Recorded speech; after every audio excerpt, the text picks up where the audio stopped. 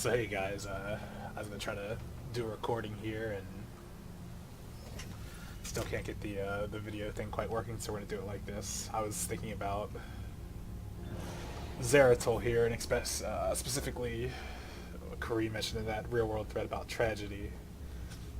And to preface this here, I'd like to say that this is a character that's over 10 years old that I haven't played since then, so it's to the DM of Generations. If there's anything I mix up or anything like that, then it's just more of a romanticized memory of what happened. But yeah, with that being said, as to start with, it's like we have to think about what the definition of tragedy is. And tragedy specifically is an event causing great suffering or destruction and distress, like a crime or an accident or a natural catastrophe. But like the big part about that definition is it stands out as an event, suggesting it's a one-time thing that shapes, who and what we are.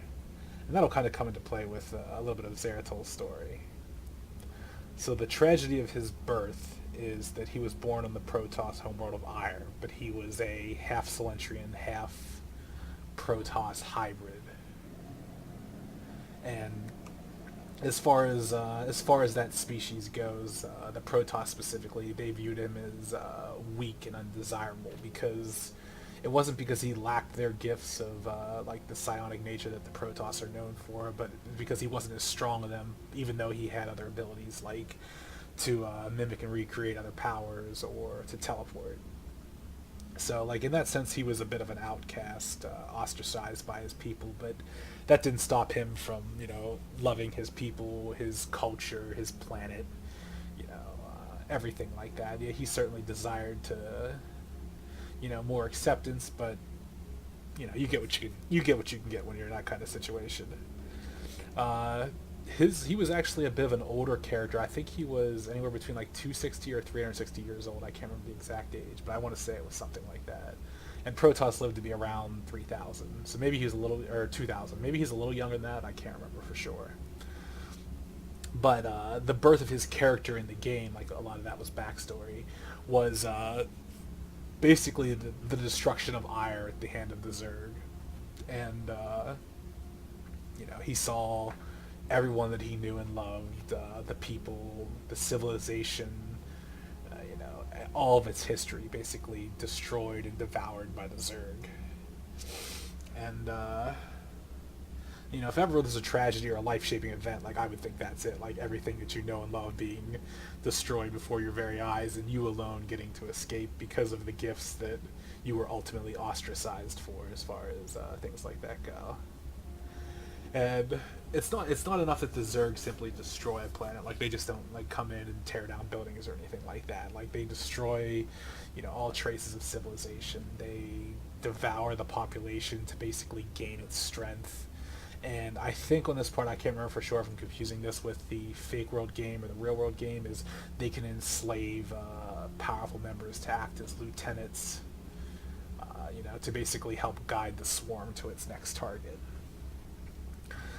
So Zeratul escapes, and yeah, let's see here. And from there, I think what I like to call is he becomes the unwilling herald of destruction. He basically, from this point, goes from world to world. The first world he stops on, I can't remember the names of these planets, and like that's kind of the sad part is, a lot of these worlds he never got to stop and find the name, and if I did find the name, I probably long since forgot it. Like Jin Kane's one of the ones I remember he was on. I think that's where he met Jimbo. But yeah, he stops. He arrives at these worlds, and he seeks out people, and he kind of a take me to your leader kind of thing. It's like you don't understand. There's destruction and imminent destruction coming. You need to ready your military force, whatever you have.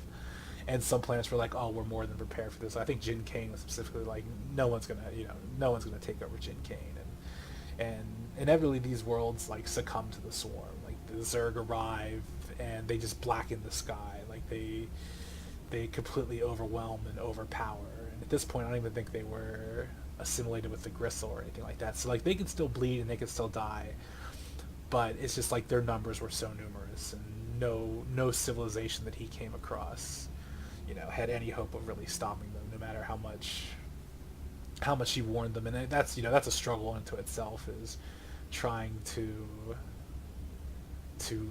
come to a foreign planet as an alien and saying, listen, there's something coming that's going to destroy all of you. But he tried, and he kept trying, and he kept failing, and I think that's kind of a tragedy in its own right, because that's just like, I think like it would affect the psyche of someone, is to see your entire world destroyed, and to know it's coming, and to know that the power to save it, or at least prepare them to save themselves, rests on your shoulders, and then just to continually fail at this over and over and over again. But yes, I said in that regard, he was kind of this unwilling herald of destruction, where he would come and he would warn a planet, and some would heed their warning, and some would try to prepare, but none were ever ready. And that kind of led to the impossible choice that was coming up, and that was when Legacy came as a vision to all the people of generations and made the offer to stop the Zerg in exchange for control of the universe. It should have been an easy choice, because the Zerg were basically his nemesis in a sense. Like, they were the source of all his failures and his great tragedies. They were relentless, and for all he knew, that he could keep going to world, and he would never find a world with enough people that were powerful enough to stop them. But he held out hope.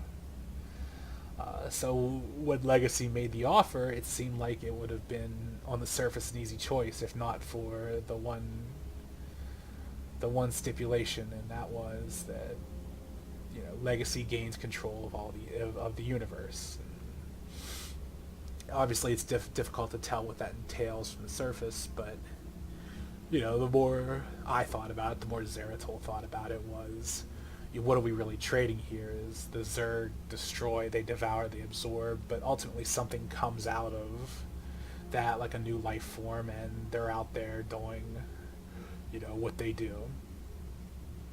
So what do you choose? Do you choose the inevitable destruction from the swarm, or the inevitable enslavement from this apparently all-powerful being that can essentially enslave the universe and wipe out this insurmountable army with apparently very little effort? So he ultimately made the choice that that there was a planet out there somewhere that could stop the Zerg, that there was enough powerful people that they could eventually... Oh, hold on a second there.